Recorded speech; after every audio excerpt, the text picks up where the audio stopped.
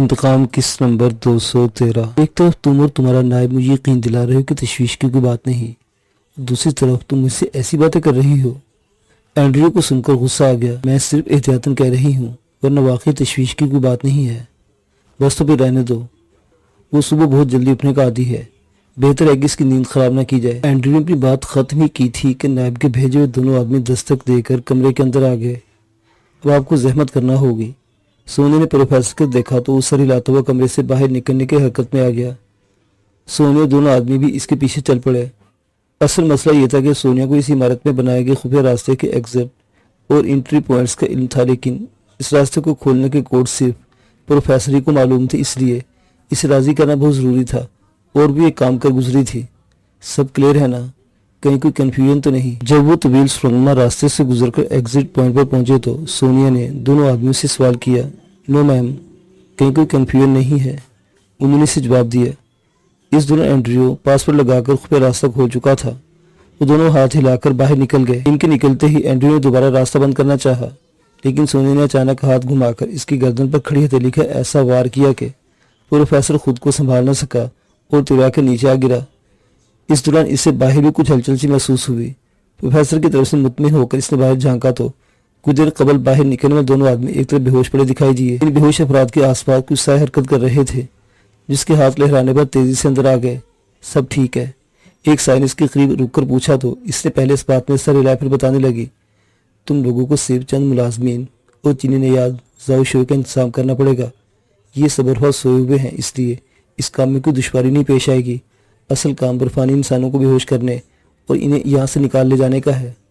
وہ بھی ہو جائے گا۔ ہم ڈاٹ گن ساتھ لائے ہیں، ان گنز کے ذریعے برفانی انسان آسانی سے بے ہوش ہو جائیں گے۔ اس سے آگے دلائی لاما کی بھیجی ہوئی ٹیم کی ذمہ داری ہوگی۔ وہ پوری تیاری سے آئے ہیں، اس لیے امید ہے کہ سارا کام سکون سے ہو جائے گا۔ پورے اعتماد سے اس کا جواب دیتا وہ شخص بھلا ماس کے سوا اور کون ہو سکتا تھا؟ اس کا فیصلہ تم خود کر لینا۔ سونیا نے بے ہوش پڑے اینڈریو کی طرف اشارہ کیا۔ اسے انسانیت کی جسرت تذلیل کی ہے اور اللہ کی مخلوق کو جتنا ستایا ہے، حق تو یہ کہ اس کے جسم کا ریشہ ریشہ بھی الگ کر دیا جائے تو اس کے ڈھائیویں مظالم کا حساب برابر نہیں ہوگا۔ لیکن مجبوری یہ ہے کہ یہ ہمیں اتنی فرصت نہیں، اور میں اس شیطانی دماغ کو مزید اس روئے زمین پر زندہ رکھنے کے حق میں نہیں، اس لیے اپنی خواہش کے خلاف آسان نو دیتا ہوں۔ اس نے سائلنسر لگے پسٹل کا رخ پروفیسر کے سر کی طرف کیا اور بلا جھجک گولی چلا دی۔ یہ شاید زندگی میں پہلی بار تھا کہ اسے کسی انسان پر گولی چلاتے بالکل بھی افسوس نہیں ہوا تھا، بلکہ وہ ایسا محسوس کر رہا تھا جیسے اس نے برف زار میں پروفیسر کے تجربوں کی بھینٹ چڑھنے والے سارے مظلوم انسانوں کی روح کو سکون پہنچایا ہو۔ تم اپنے آدمی کو لے کر میرے ساتھ چلو، رہائشی حصے میں موجود افراد کا انتظام ہو جائے تو میں تم لوگوں کی برفانی انسانوں تک رہنمائی کر دوں گی۔ سونیا کو بھی ذاتی طور پر پروفیسر کی موت پر کوئی افسوس نہیں ہوا تھا، اس لیے اس کی خون اگلتی کھوپڑی کو بالکل ویسے ہی نظر انداز کر دیا جیسے لوگ سڑک کنارے پڑے کسی کتے کی لاش کو دیکھ کر نظر انداز کر کے اپنے معمولات میں مصروف ہو جاتے ہیں۔ اوکے، معاذ نے اسے مختصر جواب دیا اور خود اپنے ساتھ آئے لوگوں کو ہدایات دینے لگا۔ جیسے ہی وہ لوگ سونیا کی رہنمائی میں پروفیسر کے رہائشی حصے میں پہنچے، سونیا کا نائب وہاں دھمکا، وہ بھکشو جا رہے ہیں میم، میرا خیال ہے اب رابرٹ اور ٹام کو کہیں بھیجنے کی ضرورت نہیں ہے۔ مواصلاتی رابطے کے منقطع ہونے کے باعث وہ خود اطلاع دینے آیا تھا، لیکن اگلا لمحہ اس کے لیے حیرت کا تھا۔ سونیا کے عقب سے نمودار ہوئے ہتھیار بند معاذ کو دیکھ کر اس کی آنکھیں حیرت سے پھیل گئی۔ جس عمارت کے بارے میں اس کا خیال تھا کہ وہاں چڑیا بھی اس کی مرضی کے بغیر پر نہیں مار سکتی، وہاں پورا کا پورا بندہ دندناتا پھر رہا تھا۔ یہ کون ہے؟ پورا سوال بھی لبوں سے برآمد نہیں ہوا تھا کہ ایک خاموش فائر نے اسے ہمیشہ کے لیے خاموش کر دیا۔ حقیقتاً اسے یہاں موت کھینچ لائی تھی، ورنہ ان کا بیرون حصے میں سکوٹی پر معمور افراد سے چھیڑ چھاڑ کا کوئی پروگرام نہیں تھا۔ سارے داخلی راستے بند کر دو، بعض نے اپنے ساتھ آئے افراد میں سے ایک کو حکم دیا۔ اس کے بعد انہوں نے سارا کام بہت تیزی سے نپٹایا۔ ملازمین وغیرہ کا انتظام کرنے کے بعد وہ اس تہخانے میں پہنچے جہاں برفانی انسانوں کے لیے ایک دنیا آباد کی گئی تھی۔ پہلے مرحلے میں انہیں برفانی انسانوں کو بے ہوش کرنا تھا اور اس موقع پر زیادہ بھیڑ بھاڑ مناسب نہیں تھی، اس لیے ان دونوں کے ساتھ صرف 2 افراد مزید مخصوص لباس میں تہخانے میں پہنچے تھے۔ یہاں انہوں نے اس کیلی کو ایک سیل میں نیم خوابیدگی کی حالت میں دیکھا۔ وہ اپنے قریب چند اجنبیوں کو دیکھ کر چونک کر اٹھ کر بیٹھنا چاہا، لیکن معاذ نے اسے موقع نہیں دیا اور ڈاٹ گن کی مدد سے یکے بعد دیگرے 2 فائر کر ڈالے۔ کیلی جو پہلے ہی کھانے میں دی گئی دوا کی وجہ سے سست ہو رہی تھی، جس میں داخل ہونے والی سرور اثر دوا کی وجہ سے فوراً بے ہوش ہو گئی۔ اب شونگ اور شیلی کی باری تھی، لیکن وہ دونوں کیلی کی طرح سامنے موجود نہیں تھی، اس لیے ان تک پہنچنے کے لیے دوسرے سیل میں داخل ہونے کا رسک مول لینا پڑا۔ اصل میں وہی سیل تھا جہاں کیلی اور شیلی دونوں مل کر رہتی تھیں اور جس کا اندرونی حصہ اس طرح بنایا گیا تھا کہ وہ خود کو دوسروں کی نظروں سے اوجھل بھی کر سکتی تھی۔ شونگ اور شیلی اس وقت خلوت کا لطف اٹھانے اسی حصے میں اوجھل تھے، جبکہ کیلی خود شونگ والے حصے میں چلی گئی تھی۔ اس طرح کے رویوں کا اظہار ایک طرح کا ثبوت تھا کہ وہ ارتقائی اعتبار سے انسانوں سے بہت زیادہ قریب ہیں۔ یہاں کا کولنگ سسٹم آف کر کے باقی لوگوں کو بلوا لو تاکہ ان دونوں کو بے ہوشی کے بعد منتقلی کا کام تیزی سے نپٹایا جا سکے۔ معاذ نے ایک ساتھی کو سرگوشی میں ہدایت دی اور خود سونے کے ساتھ دبے قدموں خلوت گاہ کی طرف بڑھا۔ ابھی وہاں داخل ہوئے تھے کہ اندر سے ایک بگولا سا نکلا اور ماں سے یوں ٹکرایا کہ اسے لگا کیسے کوئی چٹانی پتھر اس سے آ ٹکرایا ہو۔ اپنی تمام تر پھرتی کے باوجود وہ بس اتنا کر سکا کہ اس چٹان کے نیچے دبنے سے محفوظ رہا، لیکن اس کا جسم کسی کاغذ کے پتلے کی طرح اڑ کر سیل کی سلاخوں سے جا ٹکرایا۔ شیلی کی نشانہ سونیا تھی اور اس نے اسے کسی بے جان گڑیا کے دونوں ہاتھوں میں دبوچ کر سر سے اوپر اٹھا لیا تھا۔ صاف ظاہر تھا کہ وہ دونوں اس وقت شدید غصے میں تھے۔ غصے کے باعث ان کے حلق سے حیوانی آوازیں نکل رہی تھی۔ یقیناً انہوں نے اپنی تیز حسیات کے باعث ان لوگوں کی وہاں موجودگی کو محسوس کر لیا تھا اور انہیں اپنا دشمن تصور کرتے ہوئے نہایت ہوشیاری اور گھات لگا کر بیٹھ گئے تھے۔ ان کے غیر متوقع حملے نے سونیا اور ماس کو تو براہ راست نشانہ بنایا تھا، سو بنایا تھا۔ ان کے ساتھ آئے دونوں افراد بھی حواس باختہ ہو گئے اور خود کو بچانے کے لیے باہر کی طرف دوڑے۔ فائر! فائر! ماس جو ٹکراؤ کے نتیجے میں اپنے ڈاٹ گن سے ہاتھ دھو بیٹھا تھا، زور سے چلایا۔ اس کی آواز سن کر شونگ جو ایک بھاگتے ہوئے آدمی کی طرح لپک رہا تھا، اس کی طرف پلٹا اور غراتے اس پر حملہ ہوا۔ ماس جو اس دوران اٹھ کر کھڑا ہوا تھا، اس کے خود پر چھلانگ لگاتے سورج سے ایک طرف ہٹ گیا۔ شونگ اپنے ہی زور میں پوری قوت سے سلاخوں سے ٹکرایا۔ ٹکراؤ کی شدت سے اس کے حلق سے ایک بھیانک چیخ بلند ہوئی۔ اس چیخ میں سونیا کی چیخیں بھی شامل ہو گئی۔ وہ شیلی کے ہاتھوں ابھی تک اس کے سر کے اوپر معلق تھے، لیکن وہ اپنی اس کیفیت پر تکلیف سے نہیں چیخ رہی تھی، وہ ان دونوں افراد پر چیخ رہی تھی جنہوں نے ڈاٹ گنز چھوڑ کر اپنی مشین پسٹل نکال کر شونگ اور شیلی کی طرف تان لیے تھے۔ وہ بلند آواز میں نو نو کہتی ہوئی ان کے ارادے سے باز رکھنے کی کوشش کر رہی تھی، لیکن وہاں پھیل جانے والی افراتفری، شیلی کی حیوانی خرخراہٹ اور شونگ کے جارحانہ تیوروں کے درمیان کسی کے پاس کچھ سمجھنے کی گنجائش نہیں رہی تھی۔ مشین پسٹل چلنے اور ان سے بیک وقت نکلنے والی کئی گولیوں نے شونگ اور شیلی کے جسموں کو چھید کر رکھ دیا۔ وہ وحشیانہ انداز میں چیخے۔ شیلی نے در کی شدت سے تڑپتے سونے کو نیچے پٹخا۔ اگر ماز آگے بڑھ کے اسے تھام نہ لیتا تو شاید اس کی ایک آدھ ہڈی فریکچر ہو جاتی۔ او مائی گاڈ! او مائی گاڈ! سونیا اس کے ساتھ لگی مصنوعی برف پر گر کر لوٹ پوٹ ہوتے ہوئے شیلی اور شونگ کی طرف دیکھ کر بس یہ کہہ پائی تھی، انہیں سر میں گولی مار کر ختم کر دو۔ ماز نے سرد لہجے میں ہتھیار بدست دونوں افراد کو حکم دیا۔ انہوں نے اس کے حکم کی تعمیل کسی روبوٹ کی طرح کی۔ سر میں گولیاں کھا کر وہ دونوں بھاری بھرکم وجود جن کے اندر بے پناہ حیوانی طاقت پوشیدہ تھی، ہمیشہ کے لیے خاموش ہو گئے۔ یہ کیا کیا تم نے؟ تمہیں کچھ اندازہ ہے کہ تم نے کیا کر ڈالا؟ اس بار ماز غصے میں بھرا اپنے دو ساتھیوں کی طرف بڑھا اور ایک ایک کی گریبان سے جوڑتے تیز لہجے میں پوچھا، سر آپ نے تو فائر کرنے کا کہا تھا، مومن منایا، تو ڈارٹ گنز کس لیے تمہارے ہاتھوں میں ہے؟ میں نے تمہیں ان سے فائر کرنے کو کہا تھا اور تم نے لے کر یہ پسٹل نکال لی ہے، وہ چلایا۔ سوری سر، گھبراہٹ میں ہم سے غلطی ہو گئی، انہیں چھوڑ دو، ماز جو ہو چکا اسے بدلا نہیں جا سکتا، اب ہمیں آگے کے معاملہ سنبھالنے ہیں۔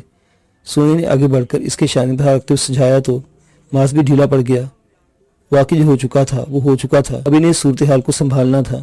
اس مقصد کے لیے وہ باہر گیا اور اپنے ساتھ آنے والے دلائے لاما کی ان عقیدت مندوں کو حالات سے آگاہ کرنے لگا جنہیں یہاں موجود تینوں برفانی انسانوں کو یہاں سے اپنے ساتھ لے جانا تھا۔ شونگ اور شیلی کی موت کی خبر یقیناً کے لیے ایک بڑا صدمہ تھا جس پر وہ تیش اور دکھ کے دونوں کا اظہار کیا گیا، لیکن وقت کی قلت ایک ایسی حقیقت تھی کہ کسی بھی رد عمل کو بہت طول نہیں دیا جا سکتا تھا۔ چند فوری فیصلے کرنے کی ضرورت تھی۔ سب سے پہلا فاصلہ بے ہوش کیلی کو منتقلی کا کیا گیا۔ ماں شونگ اور شیلی کی لاشیں ساتھ لے جانے کے حق میں نہیں تھا، لیکن دوسری طرف سے موقف اختیار کیا گیا کہ اگر ایسا نہیں کیا گیا تو بعد میں ان لاشوں کی بے حرمتی کی جائے گی۔ پہلے سائنسدان ان کی چیرپار کریں گے اور بعد میں بھوس بھر کر کسی میوزیم میں نمائش کی رکھ دیا جائے گا۔ ان بنیاد پرست بھکشوں کو دونوں میں سے کوئی بھی صورت گوارا نہیں تھی، اس لیے وہ لاشیں ساتھ لے گئے۔ مستقبل میں یقیناً ان لاشوں کو، ان بھکشوں کو کسی قدیم عبادت گاہ میں محفوظ رہنا تھا اور کیلی کو عصر برفزاروں میں اپنے ہم نسلوں کے درمیان شونگ کے بچے کی پرورش کرنا تھی۔ نیچر سے جو لیا گیا تھا اسے واپس لوٹانے کے لیے ویسے ہی کنٹینرز کی ہیفا کی بندرگاہ سے روانگی کا پورا انتظام موجود تھا جیسے نے یہاں سے لایا گیا تھا۔ حکومتی اختیارات اور سائنس کی ہوشیاریوں سے بھکشوں کا عقیدہ جیت چکا تھا اور دلائی لاما کے بے شمار عقیدت مند ہر ناممکن کو ممکن بنانے کے لیے اپنی جگہ سہولت کاری کے لیے موجود تھے۔ دنیا کتنی بھی جدت پسند ہو جائے، عقائد کا توڑ ابھی تک ایجاد نہیں ہوا ہے۔ ہر مذہب اور عقیدے کے ایسے پیروکار ہمیشہ موجود رہتے ہیں جو اپنی اعلیٰ تعلیم اور بڑے بڑے عہدوں کے باوجود اپنے مذہبی پیشواؤں کے آگے بے چوچلا سر جھکا دیتے ہیں۔ دلائی لاما کے بھی ایسے چاہنے والوں کی کوئی کمی نہیں تھی، اور یہی عقیدت مند تھے جو اسرائیل کی ناک کے نیچے سے برفانی انسانوں کو وہاں سے نکال کر لے جانے والے تھے۔ رابیل عرف میڈم ایکس کسی بل کھائی ناگن کی طرح ادھر سے ادھر پھنکارتی پھر رہی تھی۔ واقعات کچھ اس طرح سے رونما ہوئے تھے اور سب کچھ اتنی پلاننگ سے کیا گیا تھا کہ سیکورٹی کے افراد کو علم ہونے تک اچھا خاصا وقت گزر گیا تھا۔ انہوں نے اوپر رابطہ کر کے اطلاع دی، اور جب تک اوپر والے حرکت میں آتے اتنی تاخیر ہو چکی تھی کہ کچھ کرنا سانپ نکلنے کے بعد لکیر پیٹنے والی بات تھی۔ رابیل کے لیے سب سے پریشان کن اس لیے تھا کہ وہ ایک عرصے سے مسلسل ذکر اٹھا رہی تھی۔ اس قصے میں پاکستان کا بنا بنایا سیٹ اپ بگڑنے کی شرمساری جو تھی سو تھی۔ ناقابل افسوس یہ تھا کہ وہ اسرائیل آ کر بھی کوئی قابل ذکر کارکردگی نہیں دکھا سکی تھی۔ اب گزشتہ دنوں ایلی کے کیے گئے خودکش بم دھماکے کو دیکھا جاتا جس میں میئر سمیت کئی شہریوں کی ہلاکتیں ہوئی تھیں۔ صورتحال یہ تھی کہ بہت ہاتھ پیر مارنے کے باوجود وہ اصل مجرموں تک نہیں پہنچ سکی تھی۔ ایک طرف لیلا منظر سے غائب تھی تو دوسری طرف ایلی کے ان دوستوں کا کچھ پتہ نہیں چل سکا تھا جن کے ساتھ وہ گزشتہ دنوں دیکھا گیا تھا۔ اس کی ٹیم نے بہت تیر مارا تو بس اتنا کر سکی کہ ان لڑکوں میں سے دو کے اہل خانہ تک پہنچنے میں کامیاب ہو گئے تھے۔